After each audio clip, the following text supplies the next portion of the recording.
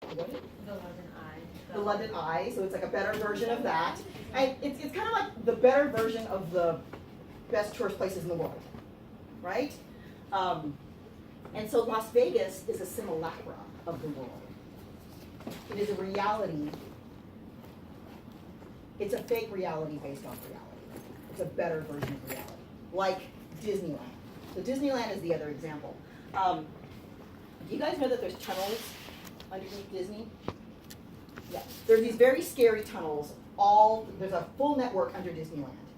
And what happens in the tunnels is they take any kind of real life out of Disneyland, which is why you never see trash, right? Like the most you see is like that little, that's it, right? But you never see like the dripping garbage bag of trash. Because think about how much trash is generated at Disneyland, and yet you never see the overflowing trash can.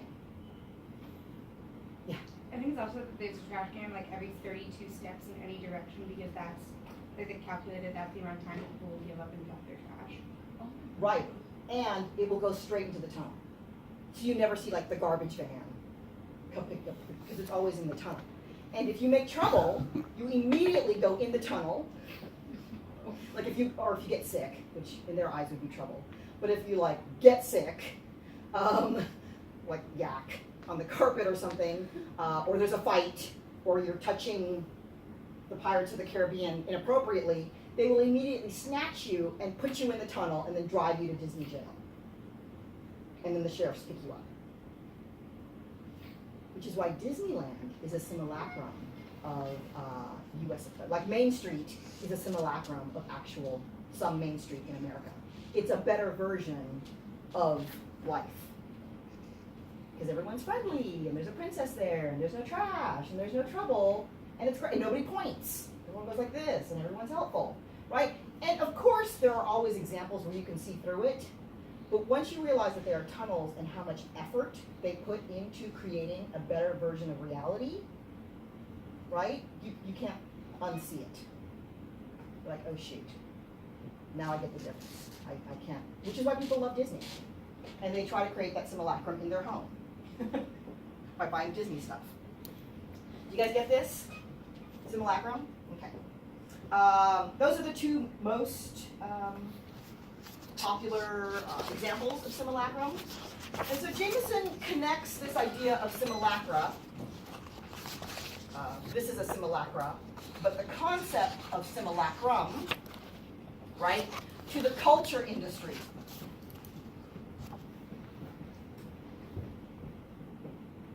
And the culture industry is really, he's beginning to talk about late capitalism. Where late capitalism used to mean this bottle cost 10 cents to make, and I will sell it for $1, and I will make 90 cents, right? That's capitalism, because, right? Except, because my sister is very nice, it is a swell.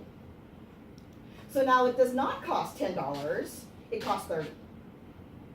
Because Swell has this whole campaign, right? Don't they have like a fancy campaign?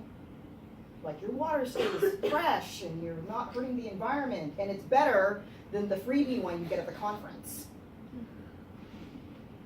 right? Or it's like, my husband wears sports stuff, and he has to have like, there's a special emblem, which makes it like MLB, which is like way more expensive than a regular Dodger hat. What's it? Is that like? It's like the brand or the yeah, league? like a sticker. Yeah, it's like a sticker. Oh, it's Major League Baseball. Yeah. And so the baseball people have said this is official. Yeah. And now it costs 5 times what a regular Dodger hat costs from, I don't know, somewhere in downtown LA. Do you guys get the difference? So there's an entire industry that's built off of culture, right? And he's saying that in this culture, a new society has been built. And it's the society where the value of things is so ingrained in the performance and the culture of identity and reality, right? That actually a new society, like we're a new kind of society.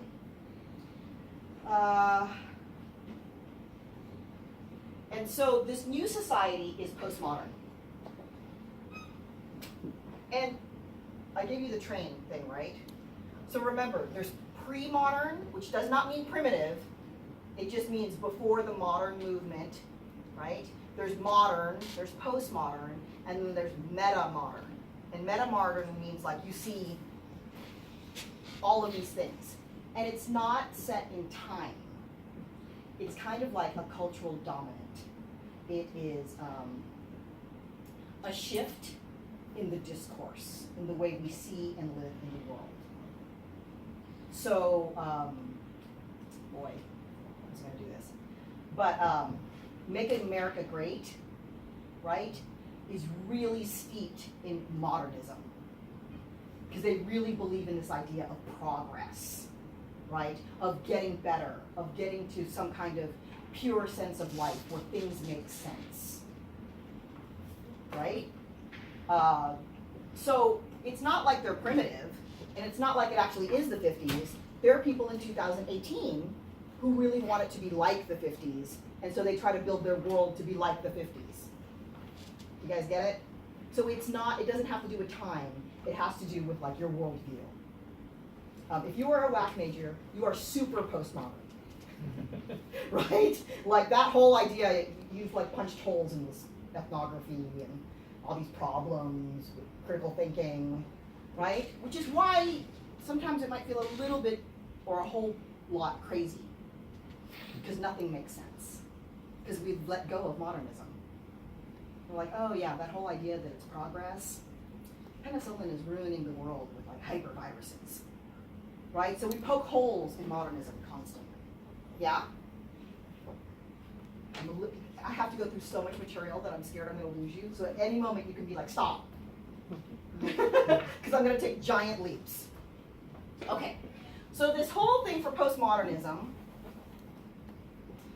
he says the reason it exists and the reason that it is the cultural dominant of our time, and he wrote this in 1991, which kind of makes me feel like he's freaky prophetic, right? Is that he says that postmodernism is a new kind of theory in cultural theory. It's about simulacrum, right? It's about a new syntax, and a new syntax refers to the Stuart Hall article, where syntax is how is our code, right? But there are actually new ways that we are using language, and our emotions, like our anxiety, can no longer be described as feelings, but they are now described as intensities. Because postmodernism creates an overreaching anxiety all the time. So now it's in varying degrees of intensity, right? Do you feel anxious in 2018? Yeah, exactly. Do you feel anxious being a WAC major? Yeah, everybody's anxious, right? So to say that it's anxious, you can't say it's a feeling anymore because it's become the norm. So now it's called an intensity, right? So these are the ways he's saying postmodernism is the new discourse of our age and our society. And he does recognize that it paralyzes people. So if any moment through this you feel like some kind of paralysis, it's normal. Don't be afraid, it's normal, okay? So he goes through it, and the first example he uses is peasant shoes. So this is Van Gogh's peasant shoes, right? And he says, he talks about hermeneutical. Let's say it. Hermeneutic. Say it again. Hermeneutics. Right. And it's where there is an attached meaning to this object, right? Which is very similar to what we were talking about with Hall and representation. You guys remember that? So he's saying that this represents like a whole bunch of stuff. So let's see what he says. Peasant shoes starts on page 58. And he says, oh, this is about agriculture. Fruit trees in this world are ancient and exhausted sticks coming out of poor soil. You guys see that? There's so much meaning in this picture. The people of the village are worn down to their skulls, caricatures of some ultimate grotesque typology of basic human feature types. Right? So he's talking about, do you get this image? Or what this is supposed to symbolize? Okay. So postmodernism goes beyond that. Because modernism is like, hey, I can give you this image and it's full of all this meaning, and you're supposed to feel like in any culture, in any place in the world, being a farmer is such hard work and yada, yada, yada. Yeah? So this is modern work. And then he's like, yeah, but let's look at Andy Warhol's diamond dust shoes. Now this is where it gets tricky. You may or may not know that he's referring to peasant shoes. But he is, because it's shoes. Except he's trying to erase all the meaning out of shoes. This is not about shopping. This is not about women. Right? This is the fact that I can take this image and they're literally sparkly diamond dust on it, right? To say, what is happening here can no longer happen. Because we're in a new dialectic of postmodernism, right? He makes it there's different layers, there's different colors, it's removed from reality, there is no narrative, and so hermeneutics doesn't work. He's giving an example of an image where I cannot say it, doesn't happen, right? Because we're told so often that a picture's worth 1,000 words, and he's like, maybe, but there are some instances where it's not. And here's an example, right? Okay. So he says when this happens, that we go from peasant shoes to diamond dust shoes. He actually describes it as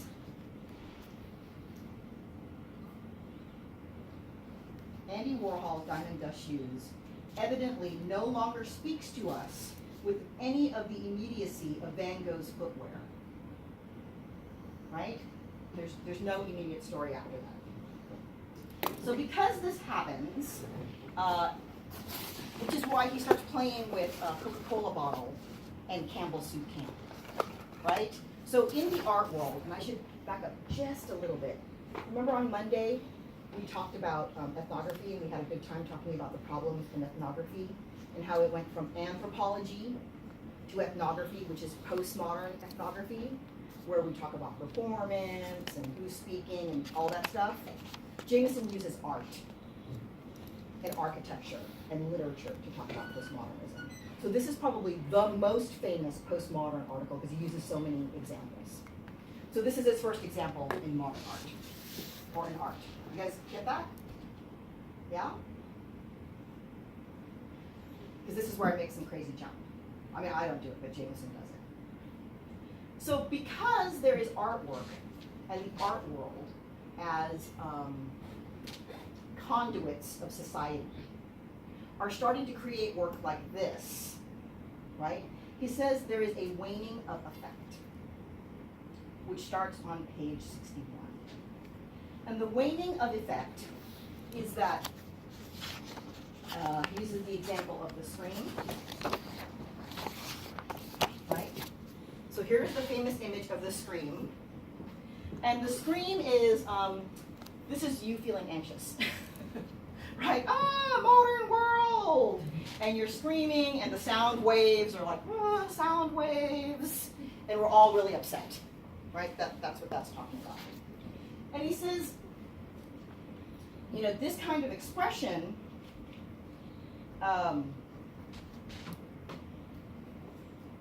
he calls it alienation, solitude, and social fragmentation and isolation.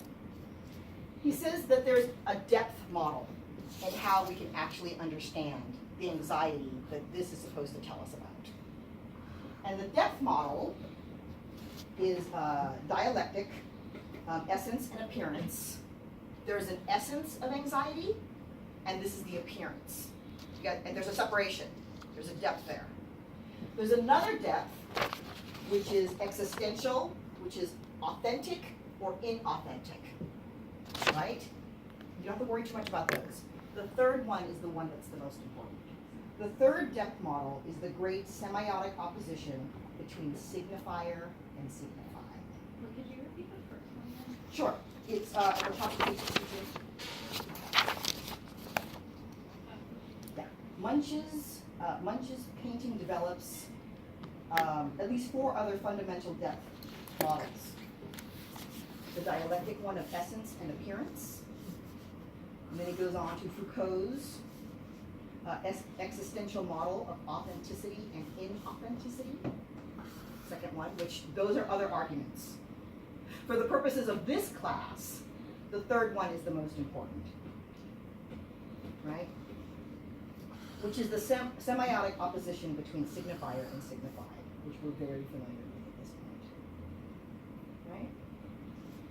So what's happening is that the depth is flattened because the depth and the richness of the anxiety this is referring to, because this is only a reference, is flattened.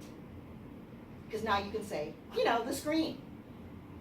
And now you can make a whole bunch of t-shirts that are like, you know, the scream.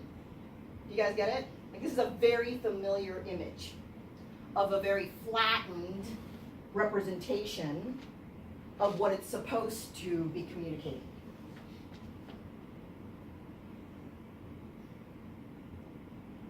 Yeah.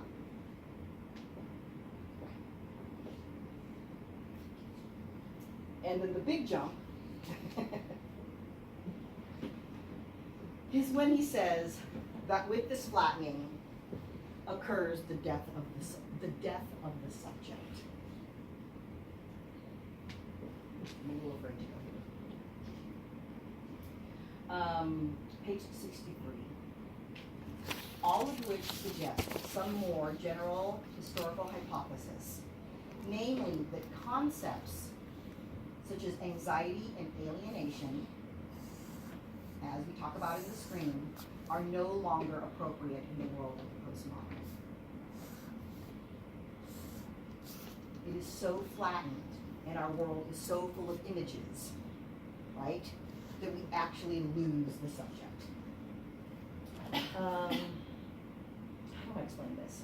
I think I mentioned that we are becoming a more visual culture. Did we talk about that? With the memes and stuff. Yeah, with memes. Okay, good. I'm like, did I make that up in my head, or did that really happen? So there's so much meaning now in images, but all of that meaning is flattened. And because it's flattened and there's so much reference, and you have to know what things are being referred to, like in a meme, or like, because I guess they weren't memes in 1991, the scream, the death of the subject. I want to find this. Is because it becomes decentered. Is it still in section 1? Yeah.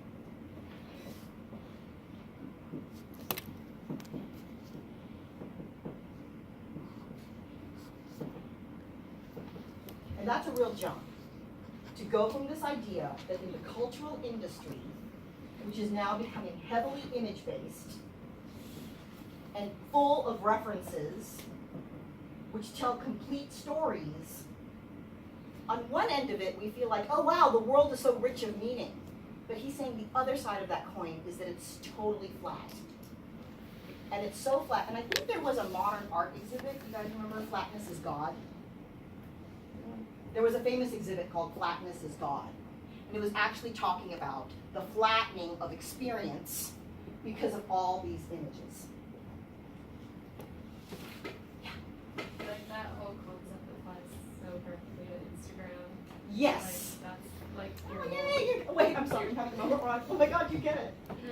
like your life is a flat experience. Yeah. You see so many pictures and of so much the same thing that it like doesn't even have meaning anymore.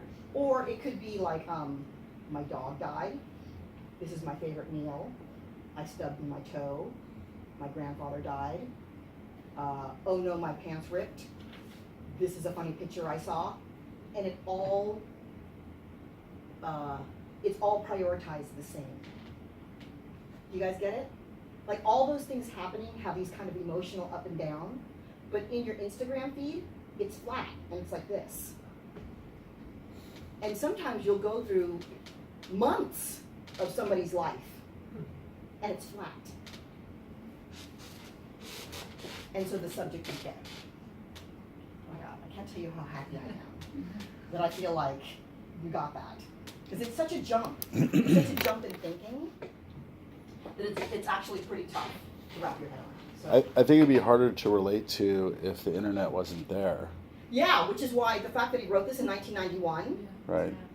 it's kind of trippy. Because, and I think you're absolutely right, because back then he didn't have very many examples, and so he was looking to art, where we have examples every single day, where we do feel anxious, where we are over inundated with this culture, the culture industry, that we've actually been pulled so far from the pre-modern, where things just are what they are. No, nothing is what it is anymore. Jesus, I just said that. That's the schizophrenia. That's the breakdown in the semiotic model. This is no longer a water bottle, it's a swell. That's crazy. I've heard people say, has anyone seen my Nalgene? And I'm like, it's a water bottle. You guys get it? In my home country, the word for toothpaste, regardless of the kind of toothpaste it is Crest. It could be Colgate, and they're like, where's my Crest? And that's the word for toothpaste. What is it? Kleenex, that's right. Kleenex is tissue. I almost forgot what it really was. I need a Kleenex. So like a brandless word for toothpaste, meaning Crest, does that mean that all the brands for toothpaste are flat? It's too much to take in? To say I have Aquafresh or Tom's or... That's more the culture industry.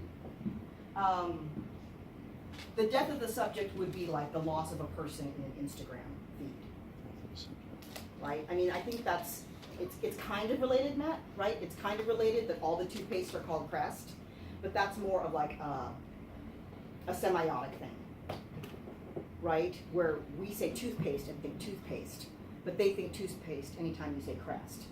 And when we say Crest, we think of the brand. Do you see how there's two kinds of different signifiers, signified happening there?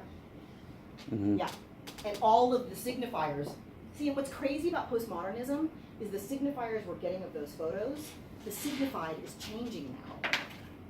Because it used to be like, you know, a loved one passed away. And people were like, oh my God, I'm so sorry, like I really get that. And yet it's flattening because the signified is always like a photo.